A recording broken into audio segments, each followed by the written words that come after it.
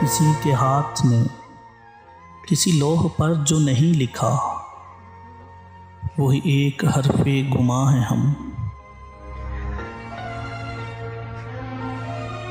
खत गुमशुदा में लिखी गई कोई अजनबी सी जुबां है हम। किसी और खित्ताए दर्द पर जो गुज़र गया, इसी वक्त की तगोताज का कोई बेनिशा सा निशां है हम।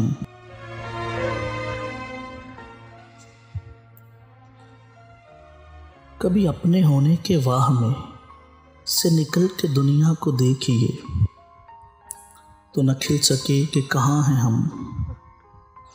मेरी जान हमारी ये दास्तां इसी आसमां के छत तले, इन्हीं कहकशाओं के दरमियाँ कई लाख बार कही गई, कई लाख बार सुनी गई।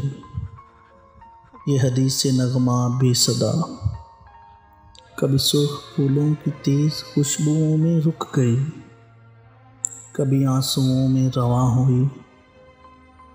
ये वो शम्माए शामे विसाल है जो तमाम रात जली, कभी कभी एक पल में धुआं हुई।